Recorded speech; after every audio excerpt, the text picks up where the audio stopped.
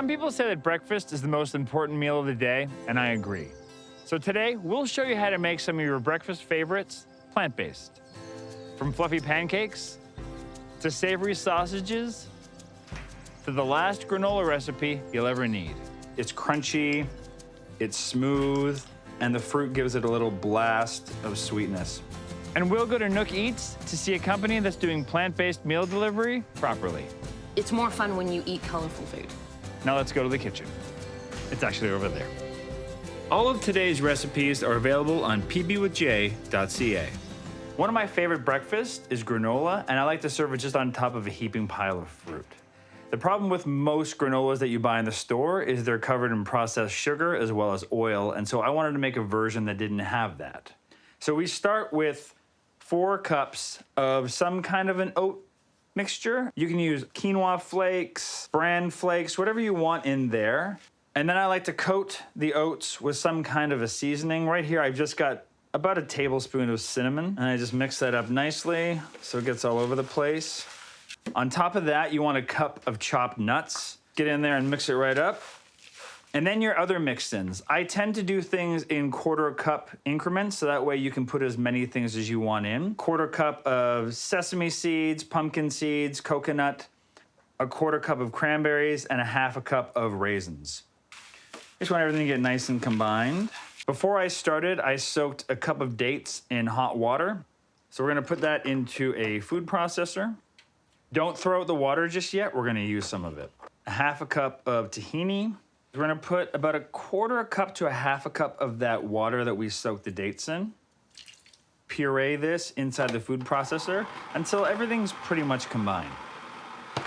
All right, that's looking pretty good. We're gonna pour this inside of here and then mix it all around until everything is really, really nicely coated. You wanna do this in a really big bowl, so that way you got some room for your spatula to move around.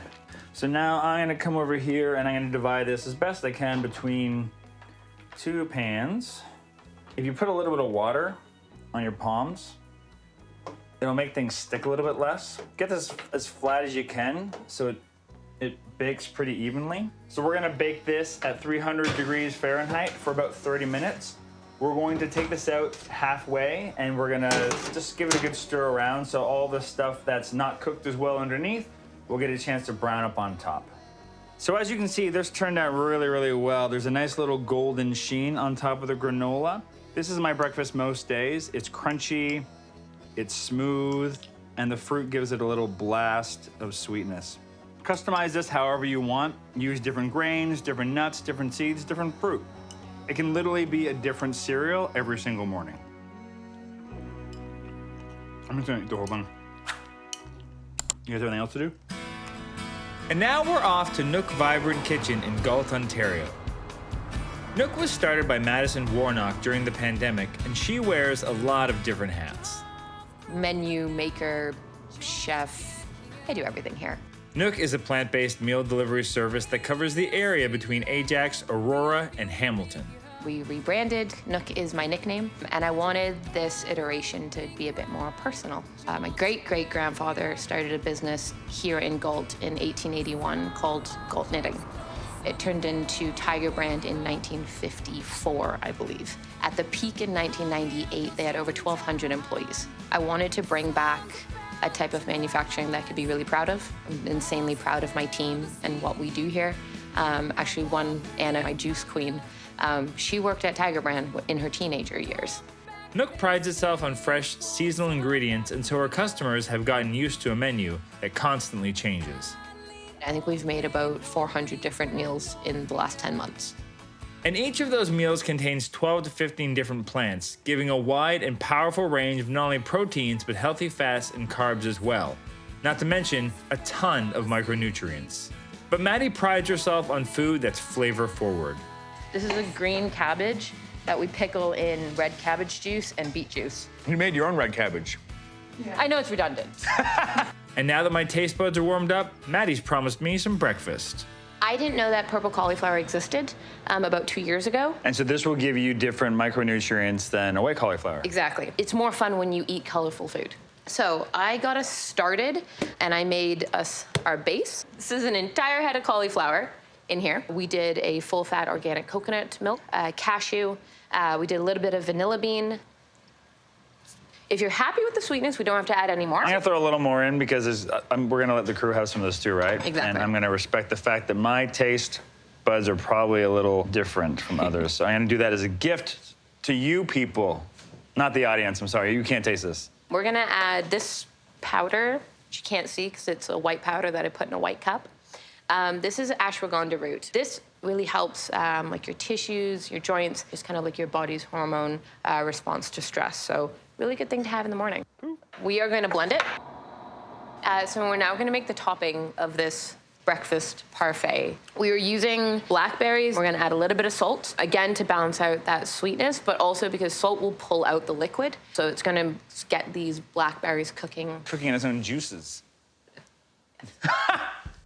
I've never liked like a one-tone breakfast. I always want a little bit of texture. So that's just gonna be the topping, so we can just let that go. This is a mixture: dates, oats, chia seed, flax seed, hemp seed, sea salt, and cinnamon. Something in there that is different than what I do, so I like it. I used dark cloves in it. That's what it is, it's cloves. Yeah, grab it, put it in there, smoosh it around to make a flat top. We have our jars. So now we grab our middle filling. I normally like to go like an inch, inch and a half of the filling. That looks about good. Now we add the maple syrup. Those look lovely. I think I overstirred them. You're being kind. So now we're gonna put these into the fridge for like 20 minutes, allow them to set up. Then we're gonna bring them out, and then we're gonna put that on top. If you wanna use a secondary tool.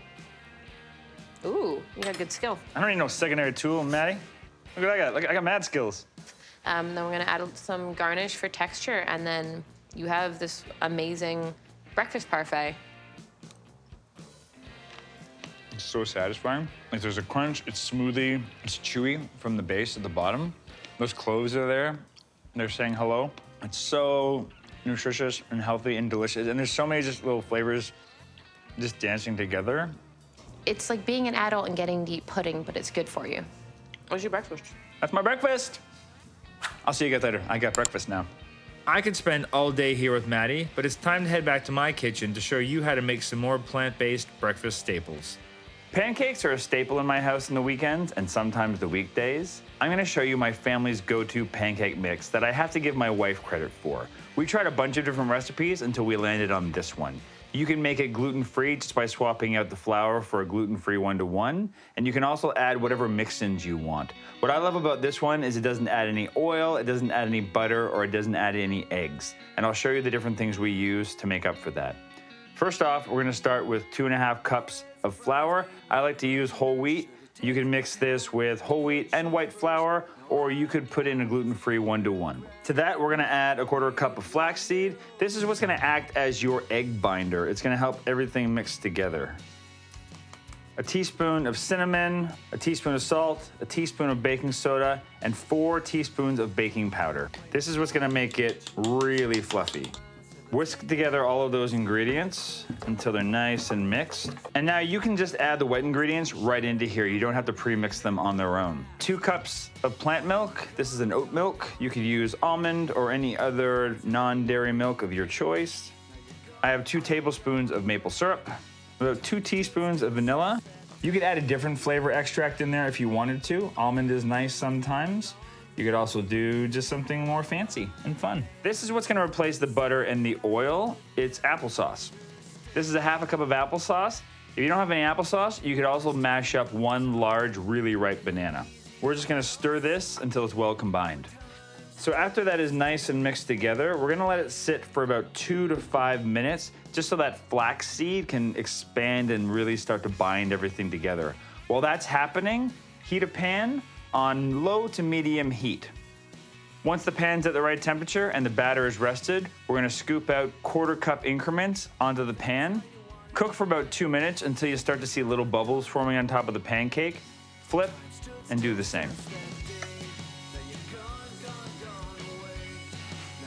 The pancake is so fluffy. The cinnamon just rises it up just a little bit, just enough. It's delicious, it's just packed with flavor. You can take these pancakes, you could fill them with chocolate chips, you could throw some nuts in there, any fruit you want to put in there. These pancakes will keep really well in the fridge for a couple of days, and they also freeze amazingly. So you can make a huge batch and just have them ready in a moment's notice. It's just like, I don't even know. I don't even have the words to tell you how I feel. I'm just so happy right now. If you want to amp up your breakfast on a weekend, why not serve it with some tempeh sausage? This takes a little extra step, but it is so delicious, and it goes perfectly with a tofu scramble or even some pancakes. It's fantastic. And it's really, really simple. So we're just gonna take a block of tempeh and we're gonna crumble it up into the food processor. You don't have to be too pretty with this. The food processor is gonna do most of the work.